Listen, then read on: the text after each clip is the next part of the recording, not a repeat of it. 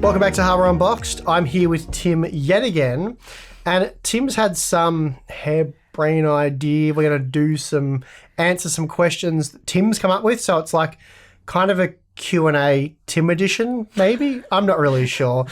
I don't even know. Why am I doing the intro for your idea? I don't know. I'm making your idea sound stupid. You are. Well, I'm glad I could do that, actually. So, anyway, we have some topics and things that we want to talk about, I think, that Tim came up with. So, we're going to do that, and it's going to be a great video. I mean, I'm sure it's going to be really fun, really enjoyable. You guys are going to love it and ask us to do more of these Tim and A's. So, yeah, before we get on with it, though, today's video sponsor is Thermal Grizzly and their Cryonaut Extreme, which is now available in a 2-gram syringe. This high-performance thermal paste delivers maximum thermal conductivity thanks to an extremely small particle size and layer thickness. It's also very flexible, capable of standing up to sub-zero temperatures for extreme overclocking, but also performs exceptionally well for air and water cooling applications. So if your CPU or GPU needs repasting, then I suggest checking out the Thermal Grizzly range. Link is in the video description. All right, topic number 1. We got some music. So yeah, Steve didn't make it super clear what this video is about at the start. Oh, it's my fault, is it? It's yeah. This guy. Year in review. I thought there's been a lot of stuff that's happened this year. No. We're not doing another intro. We're done. My intro stays. Okay? Tim came up with year in review. There's some topics we're going to talk about. They get the idea. Let's just get into it. All right, fine. This was a bad year for hardware. Oh, yeah. I suppose you could say that. So yeah, what do you think? Was it one of the worst years in decades? Yes. Oh, yeah. Certainly since we've started the Hardware Unboxed YouTube channel, this year was the worst year. Yeah.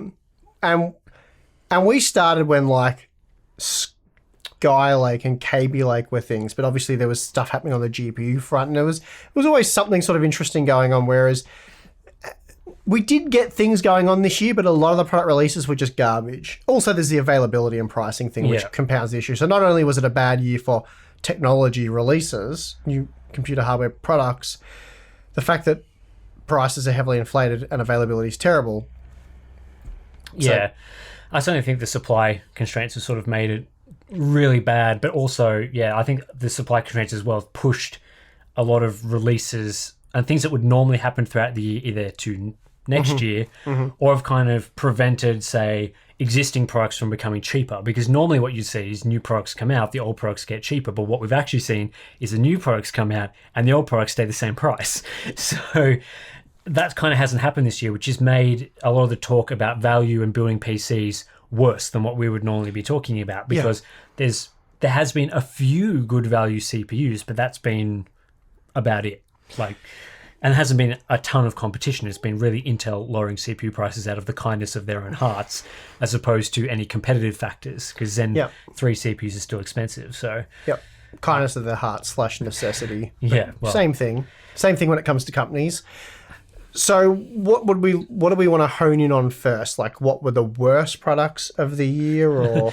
Well, there's probably more worst products that came out this year. We've just been talking about how the year was bad. So what were the worst? Let's just get down to specifics. Yeah, what were the worst products? Well, I think we have to go back to the very start of the year, and I think the first worst product and ultimately the worst of the worst products would have been the Core i9 11900K. Now, the whole 11th gen was kind of crap, really. Like, putting it mildly, yeah. It came to a head. It highlighted the whole problem with this PL1, PL2 BS for a start. It really highlighted how ridiculous that had become, which is why Intel did address that. The extreme power requirements of a part like the 11900K exposed, let's say, some bad practices within the motherboard industry. So it was a bad release for everyone. But the 1100K in particular was just a disgustingly bad product. And it was terrible. Really hurt, I think, Intel's brand power, their image, much more than I thought it would. Yes. I knew it would with us and the enthusiasts, the guys that are, the guys that really keep an eye on the hardware markets and follow all the major releases. But I think the damage of the talk of it being a really hot powerful power consumption product, Power hungry product, yep, leached over into the 12th gen stuff, where really only the Core i9 part suffered from those issues. And I think a lot of the mentality of Intel products being hot and consuming a lot of power kind of clouded a bit of the talk around, say, the Core i5 from the 12th gen. Definitely. Which was a reasonably good part from both of those perspectives.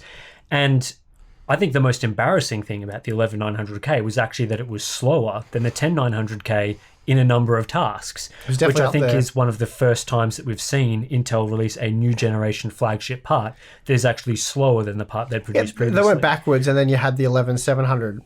Yeah, which was basically the same. So they just wanted to keep that Core i9 branding, and they did nothing to earn it. So it was just a major flop. And that whole thing exposed some bad motherboards, particularly from companies like ASRock, where we saw not being able to sustain the power requirements. Yeah, ASRock obviously jump out as being one of the worst offenders there, but there were B560 motherboards from a few brands where, again, the power thing, like what was the default power configuration, we were seeing up to 30% difference in performance between boards with stock out of the box performance.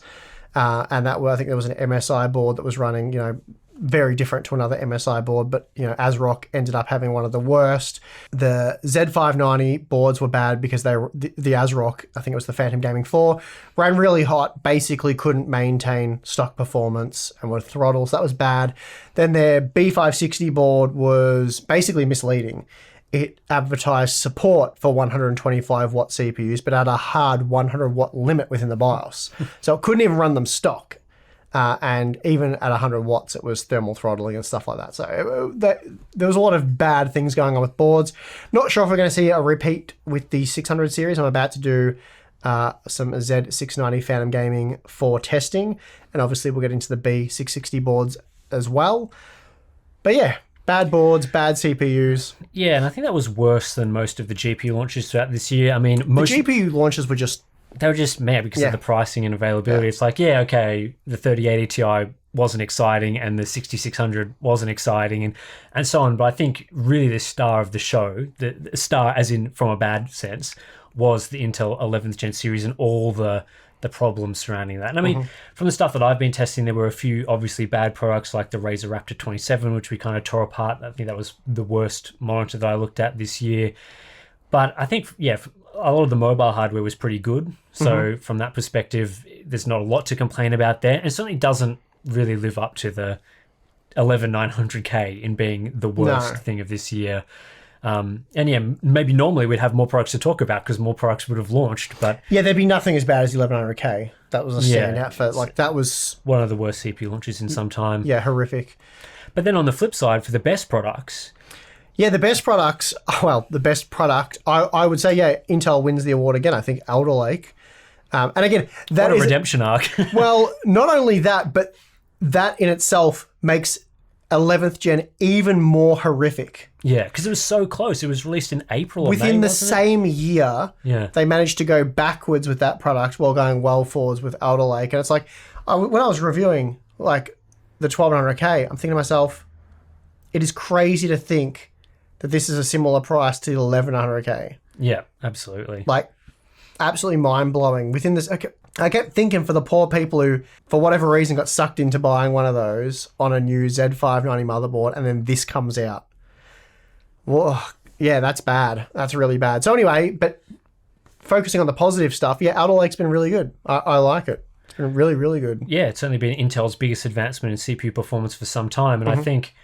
when you look at most of the sort of desktop hardware side of things, it really is the only product that you could put in the definitively good category from this year, at least from and CPUs and definitively GPUs. New.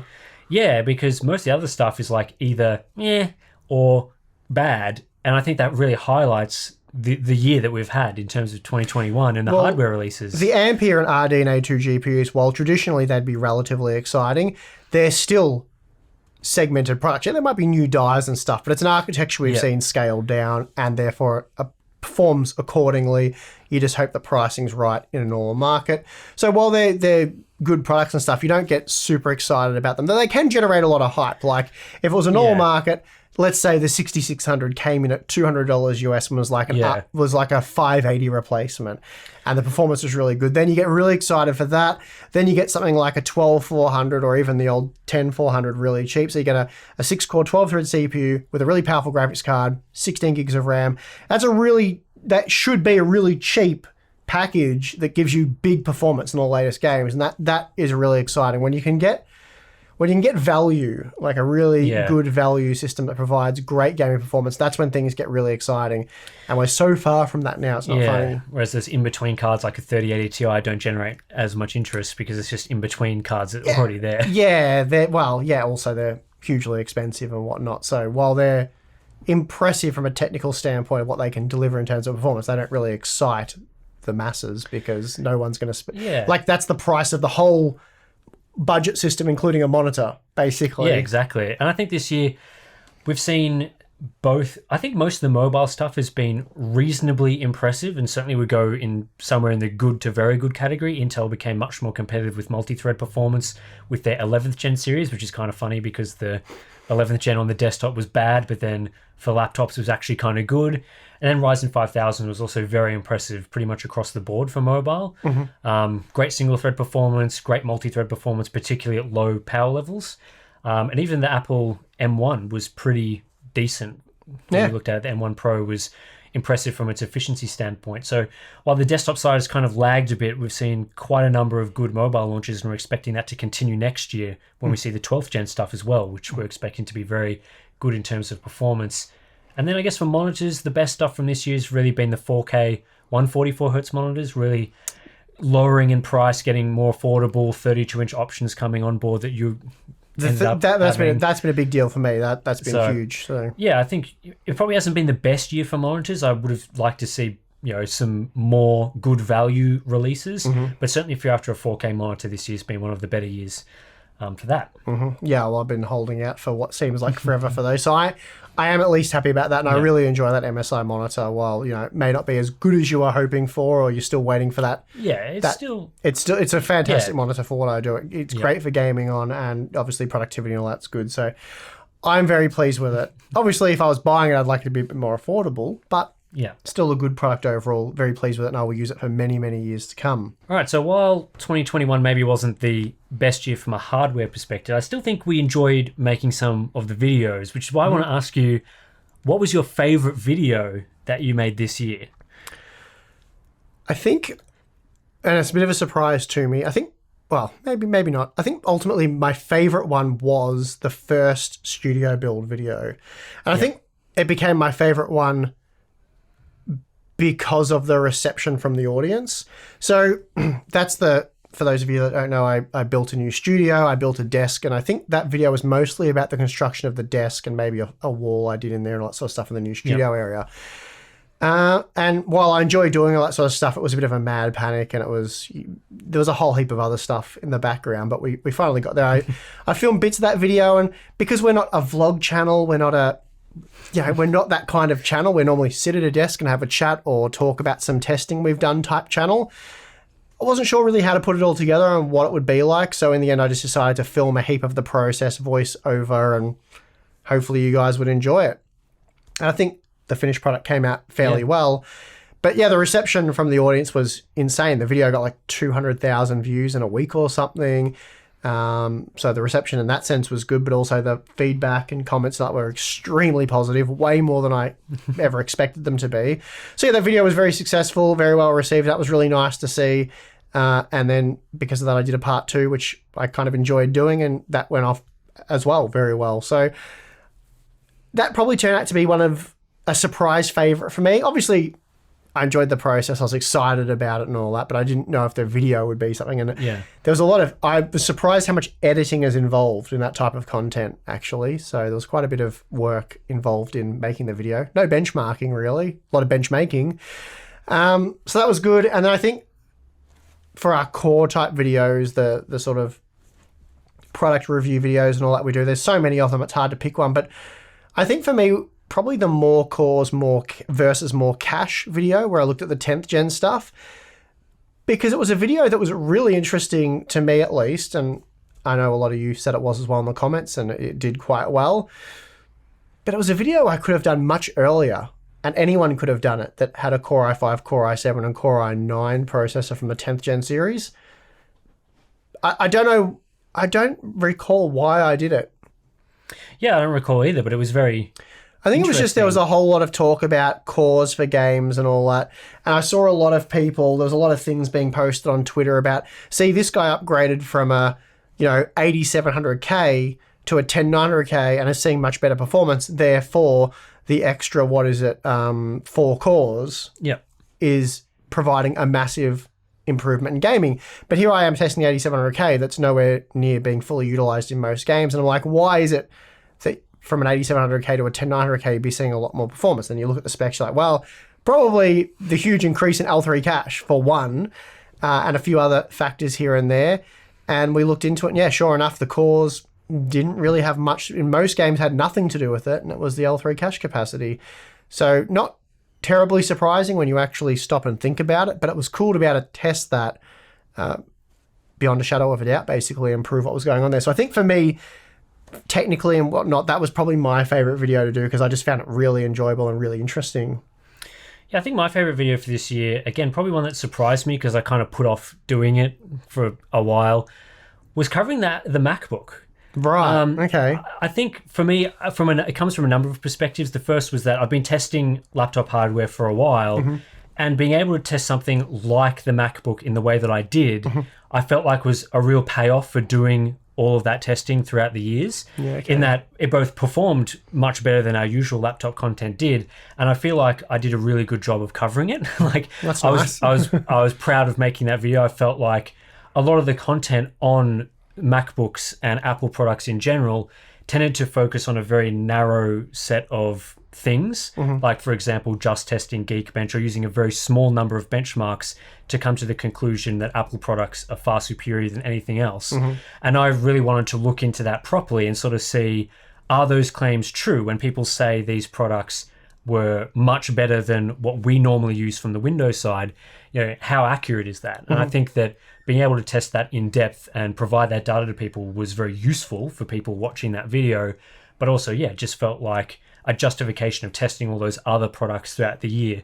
And it was just very different and challenging, and I think that makes that sort of thing quite enjoyable. It was a really interesting video. So that was one that I really enjoyed watching because although I'm never going to buy a Mac or use one, at least no time soon, I didn't have any interest in the product so much as buying advice, but I was really interested to see if those claims were accurate and see our test suite, it being put through that. So I found it really interesting, enjoyed it. I guess if I had to come up with a second video, while making these videos is always a challenge and I don't particularly enjoy the editing process, I was also very happy with the end result of my FSR initial video. That was the one video that came out when in the middle of the year, the first sort of look at FSR. I tried to cover as many angles as I possibly could. And I always feel like when I make a video and I come away at the end thinking that I've answered most of the questions that viewers would have, and I've gone as in-depth as I could in the time I had to do the video, that I came out feeling really happy with that video. And I think that that's another one of those videos where that applies. So yeah, that was a really good one. I watched pretty much all of the content around that, and although I have some self-interest here, I do think that your video was the best on the subject. Just, as you say, covered all of the questions that people have, all of the angles, didn't sort of look at it through a narrow lens, which is easy to do, I suppose. So yeah, that was good. Yeah, so I think those are the two videos that I enjoyed the most. Yep. And I guess that brings us to the channel, because people have asked us throughout this year. Gets asked a lot, this question. Yeah, obviously with the slowdown in interest in PC hardware, the shortages and stuff, how was the channel impacted? So it may not surprise anyone that obviously views were down throughout this year compared to last year. Not crazy, given how dire the situation is and how boring pretty much all of the hardware releases were.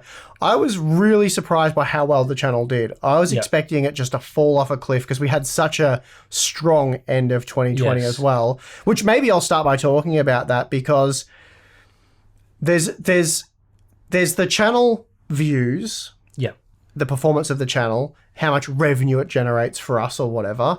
But then there's also the human cost, how much time we put into it. Yeah. And I'll be perfectly honest, like a lot of you guys are always warning me about burnout, Steve. You know, when I do the 40 game benchmarks, you're like, Steve, take it easy, don't go too hard on this stuff. But I honestly enjoy it.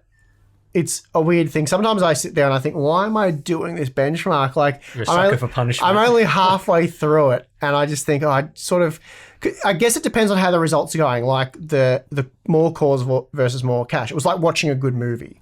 I was just excited to get the next result in and see. Like, as sad as that may sound, I was excited by that content, and that's why I enjoyed it. But some of the benchmarks, it's like, okay, these results are getting really repetitive. I know how this story is going to end. So anyway, I won't keep going on. But basically, the burnout thing is what you guys cautioned me about. And while I wouldn't say I was burnt out at the end of 2020, I got as close as you probably want to get without being burnt out. And it was really just because of the relentless product releases, which sounds silly because that's what we sort of live for, and that's what excites us and motivates us to get out of bed and do this job. But too much of a good thing, maybe. The reason I told that story was because basically Tim and I, after the NVIDIA drama, I think we sort of got together, had a bit of a chat, and talked about how we would approach 2021. We sort of knew it was going to be a pretty boring year. We didn't realize how boring it would be. But we sort of said, look, we've been doing a minimum of 3 videos each per week, which is, I don't even know how we were doing that, to be honest, looking back. Yeah, looking back, it's like, I mustn't have had much of a life. Well, you didn't, and we didn't sleep much. And then we sort of said, this year, how about we do a maximum of 2 videos each, or try to limit ourselves to 2 videos each per week, and do a bit more family time, relaxing time, and all that stuff, which is what we successfully did in 2021. Although views are down because of lack of interest, it's also due to less content from us. Yes. So we haven't been pumping it out. So we've had a better work-life balance in 2021. Yeah, I think that's right. So obviously, while a component of those views going down is because of the interest, which has affected every single channel, it kind of feels like when we sort of look at the stats and everything, it's like, well, it's not too bad for us because it also feels like we've done less content and less work, which, and again, improved our work-life balance. So even though, you can look at our stats and look at how our videos are doing publicly yourself if you want to, some people may get concerned about that and sort of think, how a lot of these channels surviving, and unfortunately that is going to be a concern for other channels.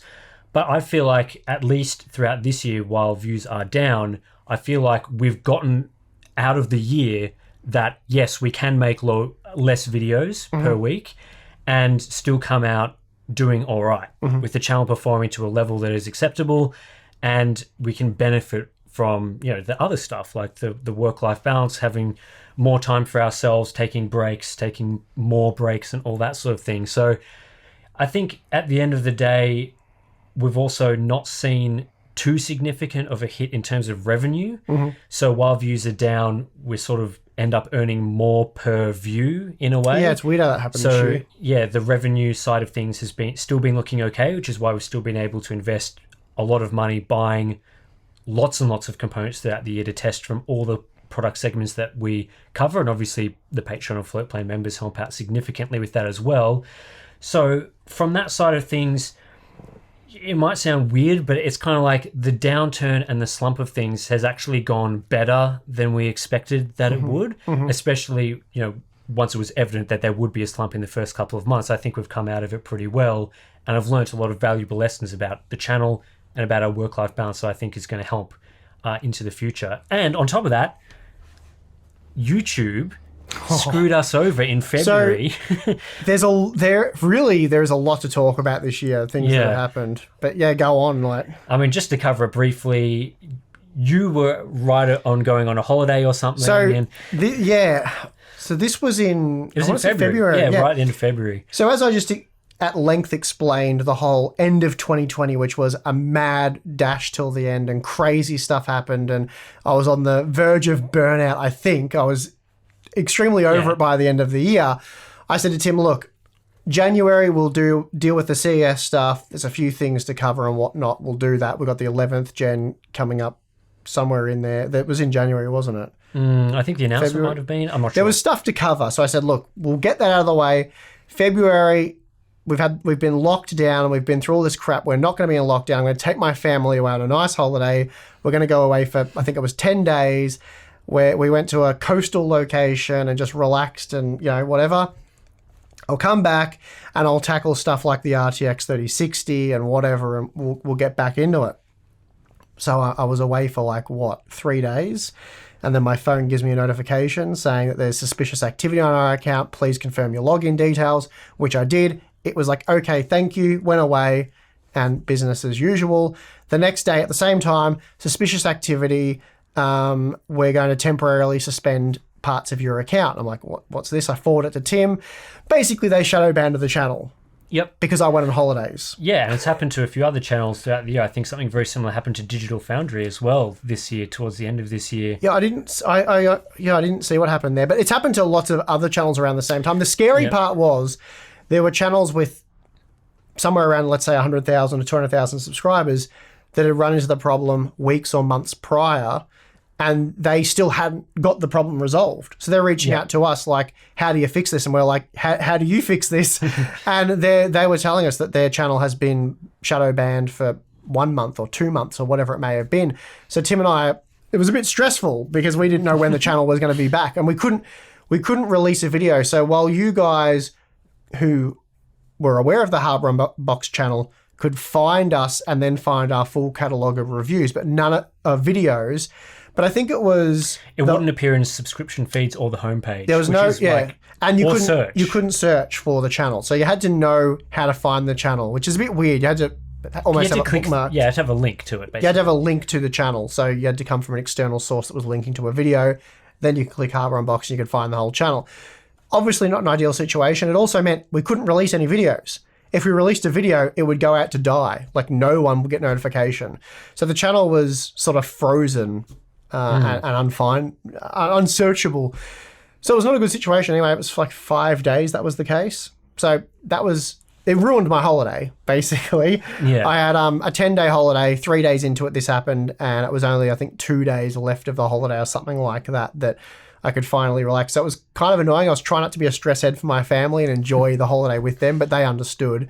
Obviously, a big deal. So that was February. And that kind of the year. Set the tone. It set the tone for the year.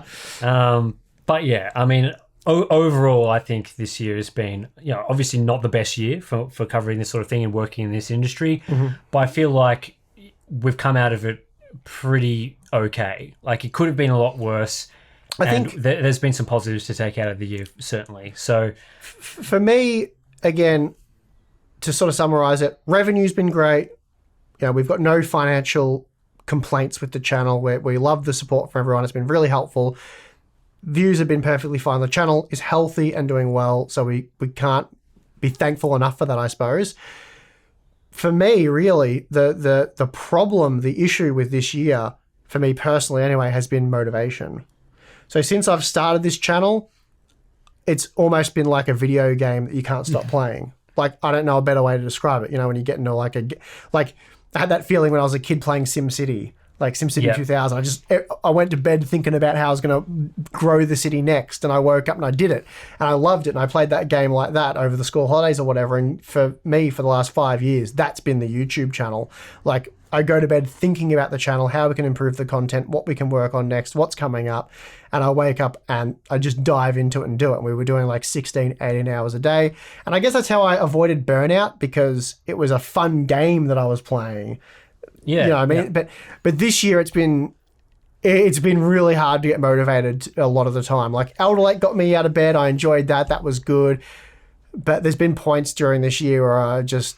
It's been exceptionally boring. Yeah, it's been really boring. Motivation's been at an all-time low. And for me, that's been the money, the views. Don't care about that nearly as much, because the channel never used to make much money and it was much smaller, and I loved it way more than I do now. So I'm really hoping next year can be exciting and I can, get excited about it and want to we can do this video, we can do that video, and let's do that testing, and that'll be exciting again. That's... If you're worried about the motivation side of things, you as a viewer, I mean, that's just the ebbs and flows of the hardware release cycle. Yeah. And certainly what you guys are feeling in terms of the annoyance of not being able to buy hardware is certainly also felt by us. Yeah. So when that comes back into a situation where stuff is much more available, then I'm confident that our interest in the channel will pick up again. It's like, again, the Elder Lake example, I love doing the testing as much as I ever have at any point.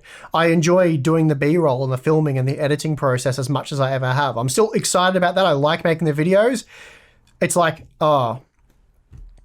I've been offered a 3090 AIB card or a 6700 XT. It's like, no, don't send that over. No one cares. So there's been periods of interest, but it's mostly been, especially from like February through to the Old Lake release, it was pretty dry. Yeah, like when you guys are begging me to do a 3080 roundup or a 6700 XT roundup or this or that, it's like, and I'm trying to organize it all and it's exciting. But when, and again, we haven't done those big GPU comparisons either, which I really love doing, but it's kind of like, who cares which is faster? It's like you just get whichever one you can buy at a less ridiculous price. All right, so to wrap up this video, I thought, well, let's talk. We've talked enough about 2021 and how bad it was. Let's close that chapter because I think we're going to be putting out this video right at the end of the year, and let's talk about what's going to be happening in 2022. So firstly, what are we most excited about covering next year? And I'm pretty sure I can guess your answer, Steve, and it's going to be next-gen GPUs. Yeah, I think so. Next-gen GPUs for sure. Well, I'm looking forward to CPU stuff and that. I think CPUs are in a pretty good spot at the moment in terms of performance, and we don't need more cores. While more cores is nice if the price isn't crazy or whatever, but we're not in desperate need of that. We know where we are, and if you've got a current generation CPU, you're good for the foreseeable. It's really we need to push GPUs further forward. So I'm probably more excited about the GPUs at this point in time, but it'll be interesting how that plays out. So I think you're right there. I think GPUs. What about you? I'm certainly very keen to check out 12th gen mobile CPUs because I'm expecting the performance to be significantly higher than what we've seen previously. Just going on, most of your desktop testing and showing a big performance leap.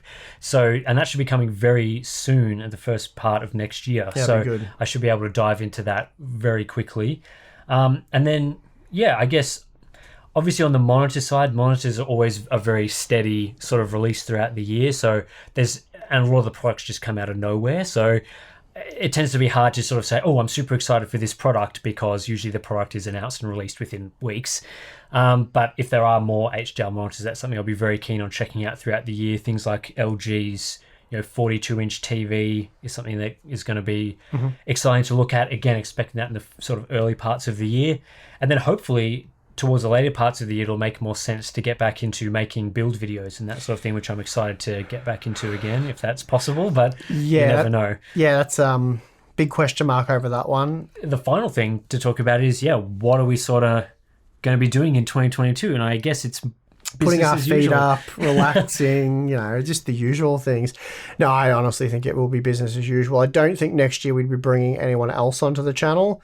That's the question that people often ask. I think I saw on some of the Q&As. It's not out of the question. Having someone help with maybe filming. There's a lot of different content we could do if we had a third person, like a cameraman or sort of a jack of all trades, editing, camera work, maybe a bit of research. Definitely something that we could do in the future. We're never going to be like a Linus Tech Tips type outfit where we want to expand and go more mainstream. We'll always stay pretty much the same, but having a third person to help with some of that stuff as the channel gets bigger, maybe in the future, but probably not next year. So we'll have to just see how we go. But apart from that, keep doing what we're doing next year, really. That's mostly what I would be expecting as well. I think there's certainly some videos and coverage that we sort of talked about throughout this video that we sort of put on hold throughout 2021 that would be great to get back into doing, like depending on the market conditions, obviously build videos, bigger GPU comparisons, and those sorts of things would be great to have the reason to make those videos again. Which I think would be very interesting on the channel. And then it would be good as well.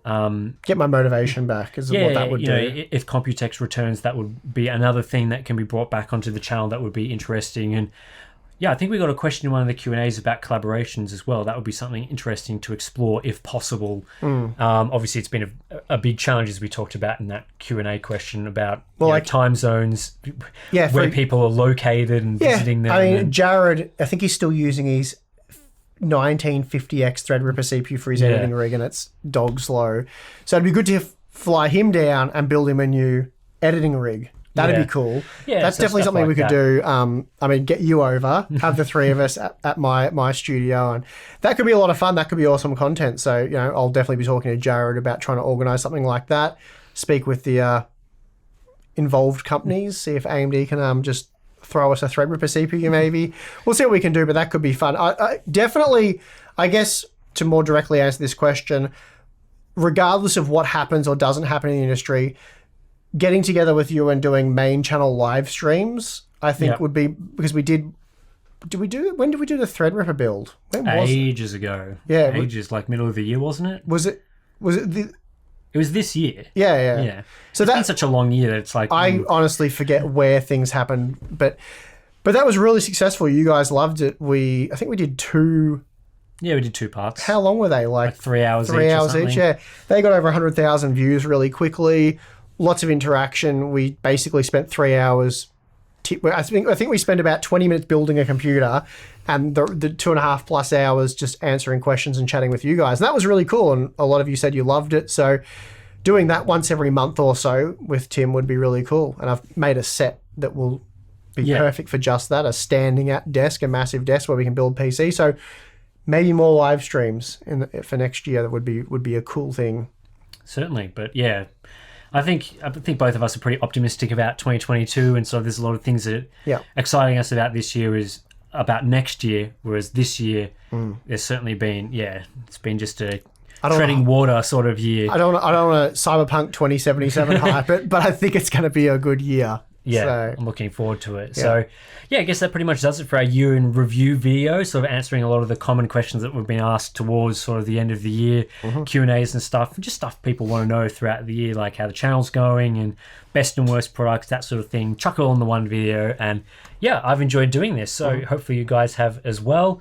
And consider supporting us on Patreon and Floatplane so we can continue buying all sorts of terrible products that no one wants to send us and criticizing them on the channel, because more of that'll be happening next year for sure.